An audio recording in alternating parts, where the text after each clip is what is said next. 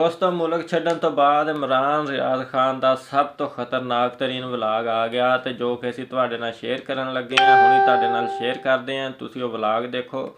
ਔਰ ਪਾਕਿਸਤਾਨ ਛੱਡਣ ਤੋਂ ਬਾਅਦ ਇਮਰਾਨ ਰਿਆਜ਼ ਖਾਨ ਕਿੱਥੇ ਗਿਆ, ਉਹਨੂੰ ਕਿਉਂ ਇੱਥੋਂ ਕੱਢਿਆ ਗਿਆ, ਕਿੰਨੇ ਕਿੰਨੇ ਕੱਢਿਆ, ਉੱਤੇ ਹਮਲੇ ਕਿੱਦਾਂ ਹੋਏ ਔਰ ਕਿੰਨੇ ਕਿੰਨੇ ਉਹਨੂੰ ਕਤਲ ਕਰਨ ਦੀ ਸਾਜ਼ਿਸ਼ ਕੀਤੀ ਔਰ ਮੁਲਕ ਚੋਂ ਫਰਾਰ ਹੋਇਆ। ਇਹ ਸਾਰਾ ਤੁਸੀਂ ਵਲਾਗ ਦੇਖੋ ਤੇ ਵਲਾਗ ਤੋਂ ਬਾਅਦ ਆਪਾਂ ਮਜ਼ੀਦ ਗੱਲਬਾत ਕਰਦੇ ਹਾਂ। ਪਹਿਲਾਂ ਤੁਸੀਂ ਵੀਡੀਓ देख लो। ये एक फैक्ट चेक वीलॉग है क्योंकि डीजीआईएसपीआर ने एक प्रेस कॉन्फ्रेंस की है। ये एक बहुत बड़ा ओहदा है। पाकिस्तान का जो सबसे तगड़ा और बड़ा इदारा है जिसके पास सबसे ज्यादा बजट है वो पाकिस्तान का दिफाई इदारा है, पाकिस्तान की फौज। और उसके ताल्लुकात आमा के जो सरबराह है डीजीआईएसपीआर, उनकी जानिब से जब प्रेस कॉन्फ्रेंस आती है तो उसके फैक्ट्स बहुत क्लियर होने चाहिए और बड़ी क्लैरिटी के साथ बात होनी चाहिए। मैं अगर हुकूमत के तनाजुर में और इस वक्त एस्टेब्लिशमेंट के तनाजुर में बात करूं तो वक्त बहुत बदल गया है।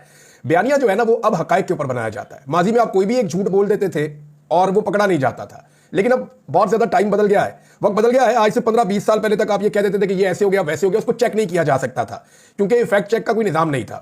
अब झूठ पर बना हुआ जो बयानिया है वो ज्यादा देर टिक नहीं सकता, उसके ऊपर मीम्स बनना शुरू हो जाते हैं, उसका मजाक उड़ना शुरू हो जाता है क्योंकि सोशल मीडिया की एक बड़ी वसी आर्काइव है। आर्काइव कहते हैं रिकॉर्ड, जो आपके पास महफूज हो जाता है। यदि आपकी एक आर्काइव है, उसके अंदर एक बहुत बड़ा आपका रिकॉर्ड है, जो पुराना है वो महफूज हो गया है, तो इसका पूरा एक सिस्टम है सोशल मीडिया में। और जो लोग इसको जानते हैं, जो फैक्ट चेक कर सकते हैं, वो थोड़ी सी मेहनत करते हैं और उन्हें थोड़ी सी महारत चाहिए, वो सारी चीजें निकालकर सामने ले आते हैं। अब अगर आप गुज़िश्ता एक महीने की सिर्फ कारकर्दगी देखें पाकिस्तान के निजाम की या पाकिस्तान की हुकूमत और एस्टेब्लिशमेंट दोनों की, तो सिर्फ आप ये देखें कि झूठ पर बने हुए जो बयानिए थे उनमें से कितने बयानिए बलडोज हो गए। मैं सिर्फ 10-15 की आपको मिसाल दे देता हूं। यानी पहला बयानिया ये था कि गोली नहीं चली, फैक्ट चेक, फौरी तौर पर लोगों ने निकाल के वीडियो लगा दी, जनाब ये गोली चल रही है, गोलियों की आवाजें आ रही हैं, धड़ाधड़ आवाजें आ रही हैं। फिर ये टॉप ट्रेंड किया, गोली क्यों चलाई। दूसरा, रेंजर्स एहलकारों को तहरीके इंसाफ ने शहीद किया। वो लाइन ऑफ ड्यूटी शहीद जरूर हुए हैं, ड्यूटी पे आए हुए थे, वो शहीद हुए हैं, लेकिन वो जिस शख्स ने उनको गाड़ी के नीचे दिया वो फौरी तौर पे फैक्ट चेक हो गया और सारे हकाइक सामने आ गए। नंबर 3, कोई शख्स डी चौक में गोली लगने से जख्मी या जाँ बहक नहीं हुआ। उसके बाद आपने देखा लोगों ने बाकायदा दिखाए एक्सरे और एक एक बंदे ने, जितने जख्मी थे उनके इंटरव्यूज आए, जो लोग शहीद हुए उनके साथ जो लोग मौजूद थे वो आए, फिर जिन लोगों को गोलियां लगी उनकी जो वीडियोस बनी वो भी आ गई। ये सारा रिकॉर्ड आपके सामने आ गया, फैक्ट चेक हो गया। नंबर 4, अस्पताल में बुलेट इंजरी वाले नहीं आए, अस्पताल के डॉक्टरों ने खुद फैक्ट्स बता दिए आलमी मीडिया को और वो सारी दुनिया के सामने आ गए। चौथा, झूठ पकड़ा गया। पांचवां, झूठ पे लगा हुआ बयानिया बनाया कि एक भी लाश दिखा दे। पाकिस्तान तहरीक इंसाफ ने अब तक 13 लाशें दफनाई है और 13 की वीडियोस मौजूद हैं, जबकि जो लापता है उनके बारे में अभी पता ही नहीं है किसी को कि वो कहां है, जिंदा है या नहीं है। छठा झूठ, पश्तूनों को इस्लामाबाद में निशाना नहीं बनाया गया। उसके बाद जो पश्तूनों ने इंटरव्यूज दिए और उन्होंने बताया कि जनाब मुझे उठाकर ले गए, कोई बंदा बता रहा है मुझे उठाकर ले गए। इवन जो हुकूमत के अपने हमायती हैं उन्होंने कहा जी हमारे घरों में काम करने वाले हमारे साथ जो हमारे कुलीग्स हैं पश्तून, उनको पुलिस उठाकर लेकर जा रही है। सातवां बयानिया जो झूठा बनाया गया, सिक्योरिटी फोर्सेज मुसल्ला नहीं थी, फिर ये तो बीबीसी ने और अल जजीरा ने दिखा दिया। अब ये बयानिया जो है ये बात अभी डीजीआईएसपीआर ने भी की कि सिक्योरिटी फोर्सेज मुसल्ला नहीं थी।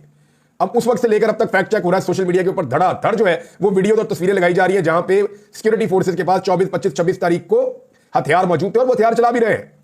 आठवां, रिचर्ड ग्रेनल का अकाउंट जाली है, यह भी एक जनाब झूठ कर दिया गया और यह क्लेम किया गया, लेकिन वो मेरे ख्याल में 4 घंटे नहीं चला झूठ और वो फौरी तौर पे साबित हो गया। नौवां, साजिद तारड़ जो है वो डोनाल्ड ट्रंप का मुशीर है, यह झूठ भी पिछले 1 महीने के अंदर जो है वो फारिग हो गया।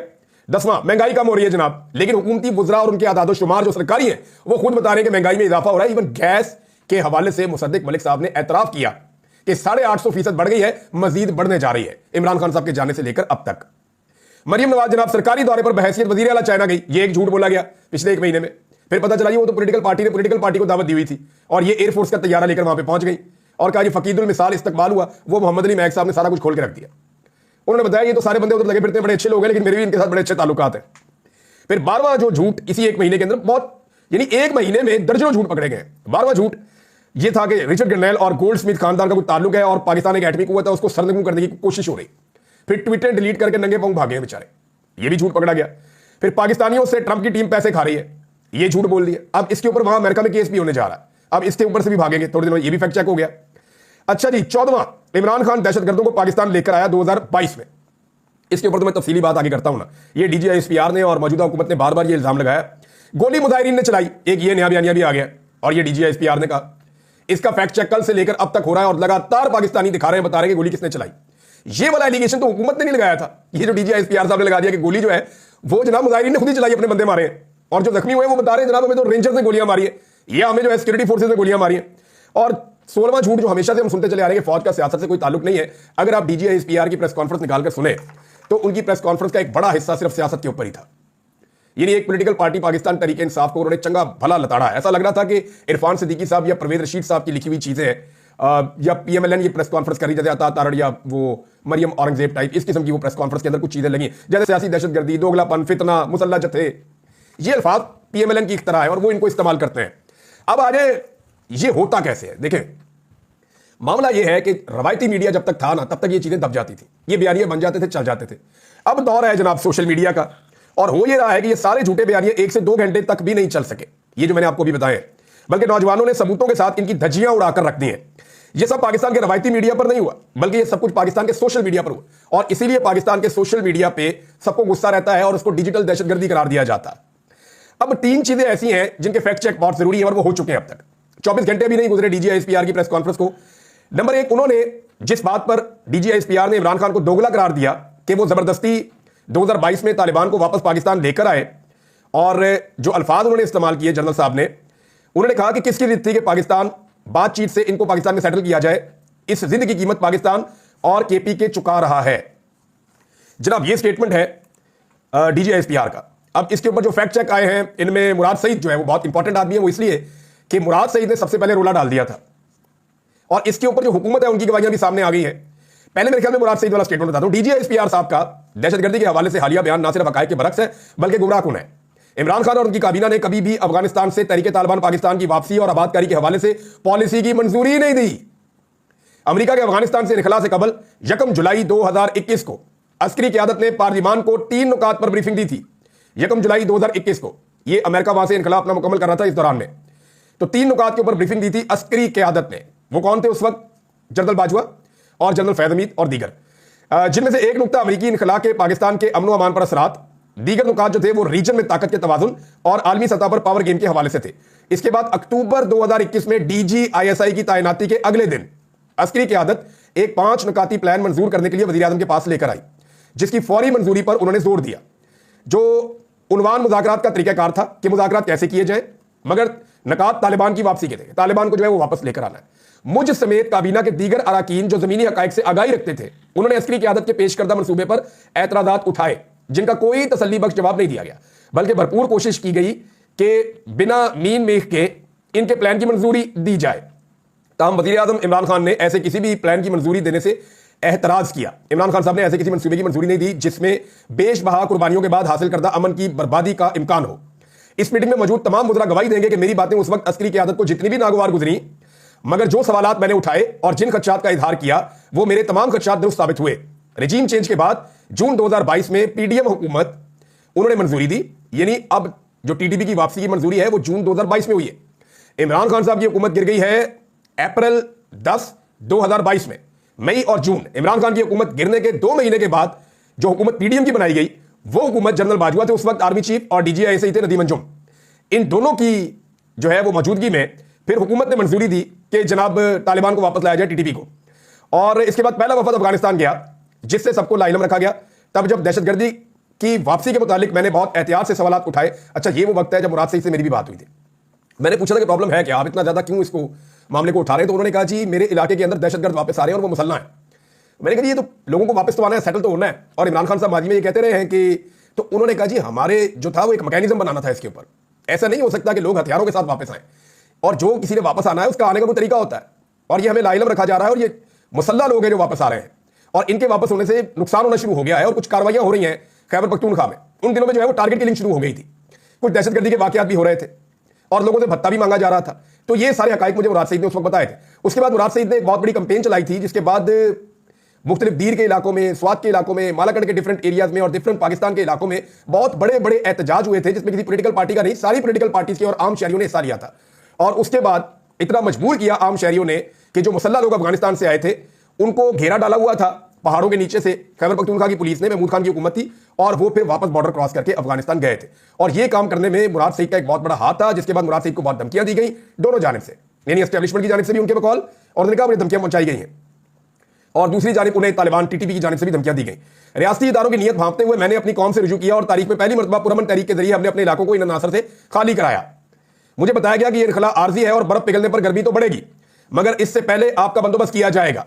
अब ये जनाब उन्होंने बताया कि 2022 से 2023 तक मैं तकरीरें करता रहूँ, बहुत सारी चीजें इसमें मौजूद हैं, और उन्होंने कहा कि इमरान खान के दौर में ना ड्रोन हमला हुआ और ना दहशतगर्द आए और ना आपकी गलत पॉलिसियों की मंजूरी देकर कौम को नई जंग का ईंधन बनने दिया गया। डीजीएसपीआर साहब का दिया गया बयान हकायक से इतना बरअक्स है कि मैं हैरान हो गया हूं कि इतनी जिम्मेदार पोस्ट के ऊपर बैठी हुई इतनी बड़ी शख्सियत इस तरह का स्टेटमेंट कैसे दे सकती है। ये एक सियासी पॉलिटिकल पार्टी का बयानिया तो हो सकता है कि अपने सियासी मुखालिफ को नुकसान पहुंचाया जाए, लेकिन एक इतने बड़े इदारे का बयानिया कैसे हो सकता है जिनके पास सारी इंस्टीट्यूशनल मेमोरी मौजूद है, उनके पास एक एक चीज का रिकॉर्ड मौजूद है। वो कैसे कह सकते हैं कि जनाब ये इमरान खान ने किया था। राणा सनाउल्लाह का स्टेटमेंट देख लें, ये तो बड़े फेवरेट है।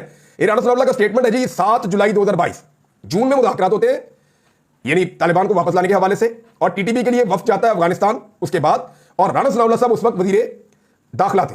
राणा सनाउल्लाह साहब कह रहे हैं the parliamentary committee on national security unanimously agreed to continue talks with Tehreek Taliban Pakistan. All the politicians attending the meeting agreed on having a dialogue with the banned outfit.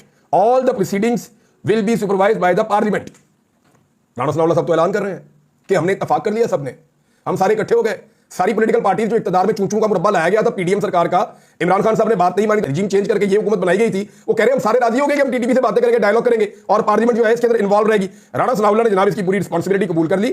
Khwaja Asif ने भी बताया, बाकी सब ने बताया, general Bajwa assures taking parliament into confidence on TTP talks, कि general Bajwa ने यकीन दहानी करवाई थी कि जो भी बातचीत होगी टीटीपी के साथ उस पर आपको जो है वो एतमाद में लिया जाएगा।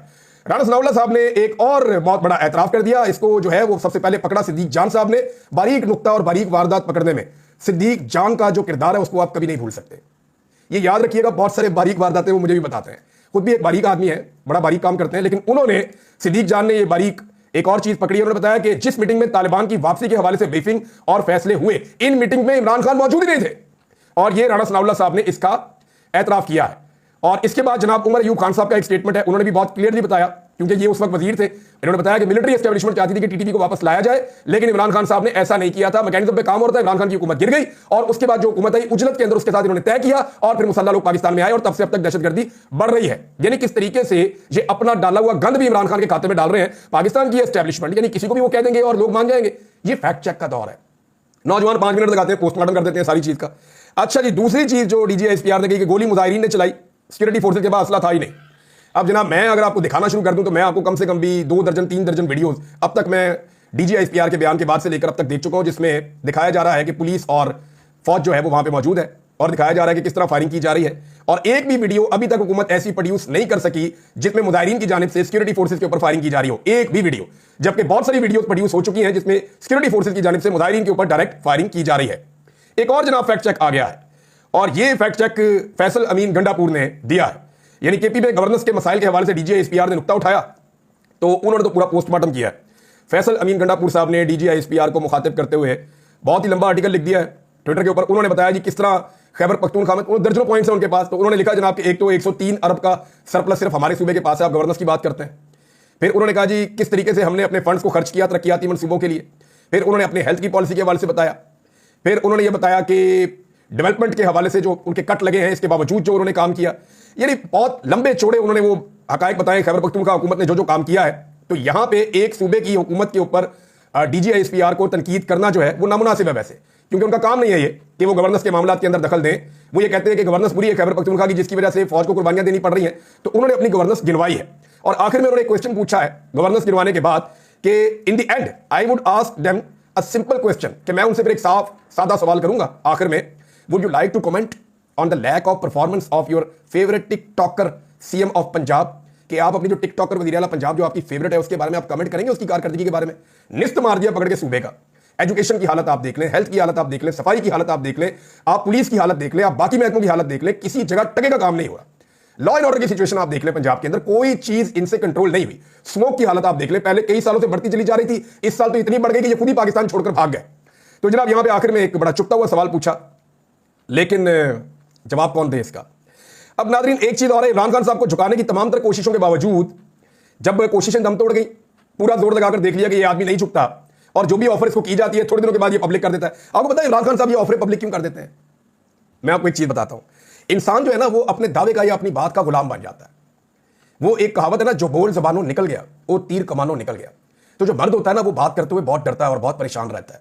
वजह यह है कि मर्द के मुंह से जब बात निकल जाए ना तो वो तीर कमान से निकल जाता है, फिर उसको अपनी बात के ऊपर पहरा देना पड़ जाता है। ये ऐसा नहीं हो सकता कि जनरल बाजवा की तरह आज आप कुछ कह रहे हैं कल आप कुछ कह रहे हैं, पॉलिसी आपकी बदलती जा रही है, ऐसा नहीं होता। जो मर्द होता है वो खड़ा हो जाता है, डट जाता है, वो ये कहता है मेरे मुंह से ये बात निकल गई, पूरी करूंगा। जैसा कि इमरान खान ने कहा कि भाई मैं आखिरी गेंद तक लड़ूंगा, आखिरी सांस, खून के आखिरी कतरे तक लड़के दिखाया उसने आपको। उसने कहा मैं नहीं झुकूंगा, मैं डील नहीं करूंगा, उसने ऐसा करके दिखाया। अब बार बार जो भी डील इमरान खान साहब को दी जाती है वो पब्लिक कर देते हैं। उसका रीजन पता क्या है? ताकि मैं इसको पब्लिक करूं, मेरे पास ये ऑप्शन ही ना रहे। इमरान खान साहब डील के अपने तमाम ऑप्शन खुद ही खत्म कर देते हैं। जब भी उनको कोई डील ऑफर की जाती है उनके साथियों की तरफ से, तो उसको खुफिया रखने की कोशिश की जाती है, लेकिन इमरान खान साहब थोड़े दिनों के अंदर अंदर वो डील पब्लिक कर देते हैं। उसकी वजह यह है ताकि सबको पता चल जाए और ये डील भी मैं करने के काबिल ना रहूं। तो इमरान खान अपने डील के रास्ते खुद बंद करते हैं। तो मर्द की जबान से जो बात निकलती है वो तो फिर पूरी होनी चाहिए। और देखिए, इसमें मैं आपको बताऊं, इंसान का कमाल नहीं होता, ये नीयत की बात है। और अल्लाह रब्बुल इज्जत रखता है। कोई भी आदमी लोहे का बना हुआ नहीं होता, ना इमरान खान लोहे का बना हुआ है। कोई भी आदमी जो है वो, ये अल्लाह पे तवक्कल और उसकी मेहरबानी होती है। अल्लाह ताला अपनी ये मेहरबानी उन लोगों पर करता है जिनकी नीयत ठीक होती है। बेशुमार लोग जो है वो ताकत के जोर से कैद के अंदर जाके परेशानियां देखते हुए टूट जाते हैं, लेकिन जिनको रब सब्र दे देता है, हिम्मत दे देता है, ये रब की देन है। इसमें इंसान का कोई कमाल नहीं है। आदमी बड़ा कमजोर है। मैं आपके सामने एक मिसाल बैठा हूं, क्या नहीं मैंने बर्दाश्त किया, लेकिन मेरा मौकिफ मेरे अल्लाह ने नहीं बदलने दिया, और इसके अंदर टकेगी मेरी हैसियत नहीं है। मैं अपने आप को इस काबिल नहीं समझता कि मैं एक दिन की कैद भी बर्दाश्त कर सकूं। मेरा अल्लाह बड़ा मालिक है, मेहरबान है। वो इतना ताकतवर है कि उसने मुझे बार बार दिखाया कि देख तेरी औकात क्या है, और मुझे मेरी औकात दिखाता था मेरा रब, और फिर वो बताता था कि वो खुद कितना ताकतवर है, मुझे हारे हुए को वो जितवाता था। तो इमरान खान साहब के साथ जो है वो अल्लाह ताला की मेहरबानी है, और उसके पीछे बहुत सारे लोगों की दुआएं भी हैं। यानी मैंने इतनी दुआएं अपनी जिंदगी में किसी शख्स के लिए होती हुई नहीं देखी जितनी मैंने इमरान खान साहब के लिए होती हुई देखी है। 2023 में मैं उम्रे पर गया था, रमजान मुबारक था। मैं वापस आया तो मैंने इमरान खान साहब को, मैं अपने आप को रोक ही नहीं सका, मैं सोच रहा था कि बात मुझे नहीं करनी चाहिए, लेकिन फिर मैंने इमरान खान साहब को एक फोन किया और फिर मैं उनसे मिला। मैंने इमरान खान साहब को कहा कि आपके जहन में अगर कोई खदशा है या कोई परेशानी है तो उसको झटक दें आप। उन्होंने कहा क्या हुआ? मैंने कहा जी मैंने खाना काबा में और मस्जिद नबवी में जितनी दुआएं आपके लिए होती हुई देखी हैं, मैंने किसी के लिए नहीं होती हुई देखी।